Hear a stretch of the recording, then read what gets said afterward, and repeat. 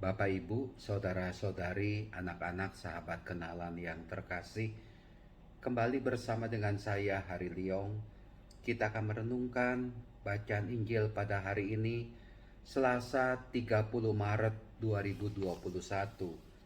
Bacaan Injil diambil dari Yohanes bab 21 sampai dengan 33, dilanjutkan ayat 36 sampai dengan 38. Bapak, Ibu, saudara-saudari terkasih, dari dalam bacaan Injil pada hari ini, di bagian awal maupun juga di bagian akhir, saya menangkap bagaimana suasana hati dari Tuhan Yesus. Pertama, dikatakan, "Aku berkata kepadamu, sesungguhnya seorang di antara kamu akan menyerahkan aku." Yesus sudah tahu itu, sudah mengerti bahwa salah satu dari ke-12 murid itu akan menjadi pengkhianat yang akan menyerahkan Tuhan Yesus, menjual Tuhan Yesus. Dikatakan di sini, dan sesudah Yudas menerima roti itu, ia kerasukan iblis. Bapak, Ibu, saudara-saudari terkasih, semoga kita ini sebagai murid Yesus tidak kerasukan iblis lah ya.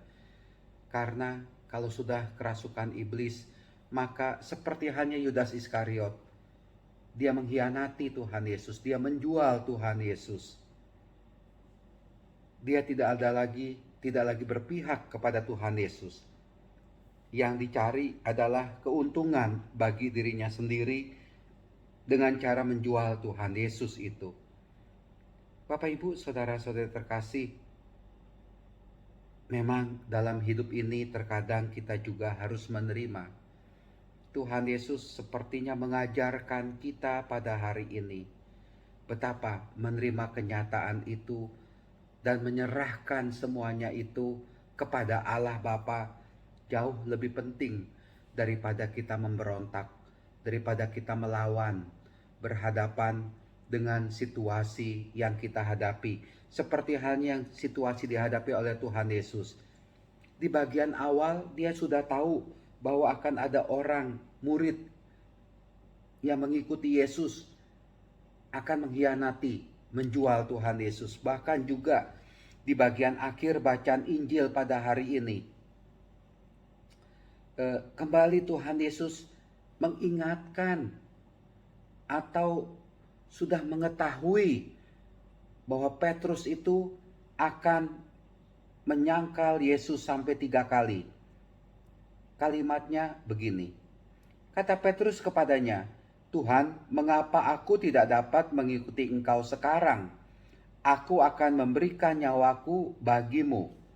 Jawab Yesus, "Nyawamu akan kau berikan bagiku?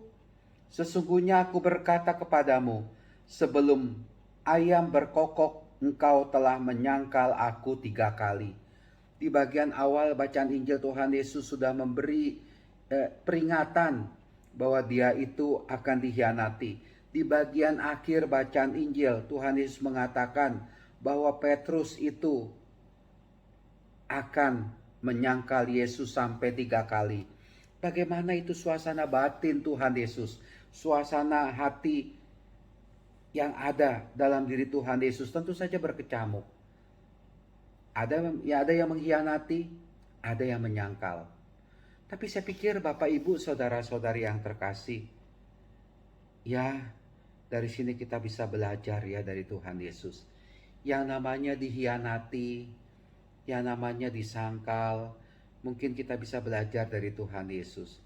Dia tetap mau setia kepada Allah Bapa. Dia nerima itu semua. Bahkan untuk mati pun di kayu salib, dia menerima itu semua. Dan Tuhan Yesus, saya pikir, tidak menggunakan kekuasaan ilahinya untuk bisa lepas dari salib.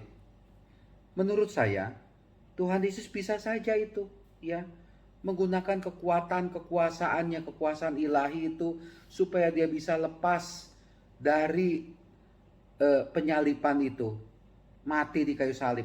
Tapi Tuhan Yesus tidak. Dia menyerahkan semuanya itu kepada Allah Bapa.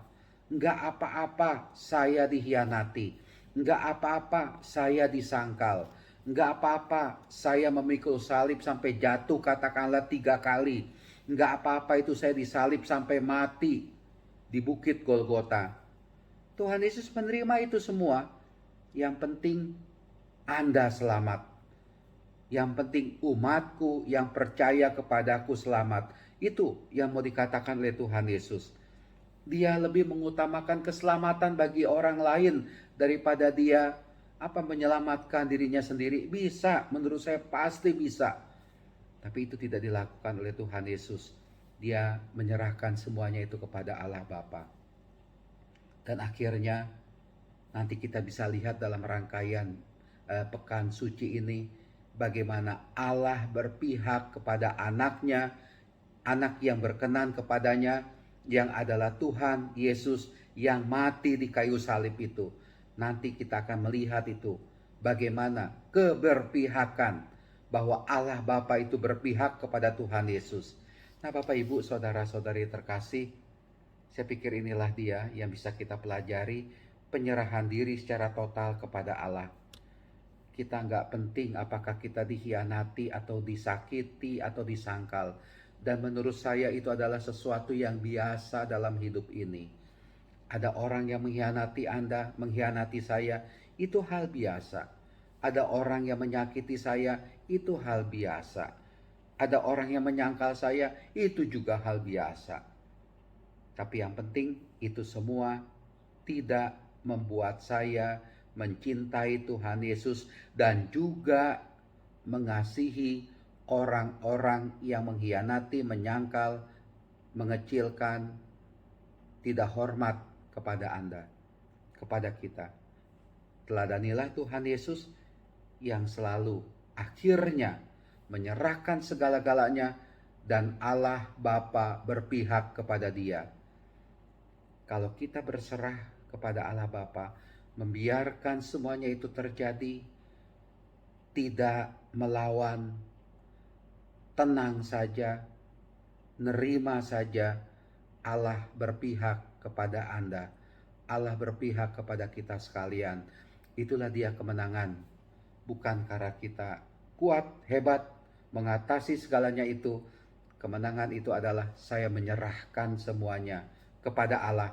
Disitulah Allah akan campur tangan kepada Anda, kepada kita sekalian. Tuhan memberkati, Tuhan melindungi kita sekalian. Amin.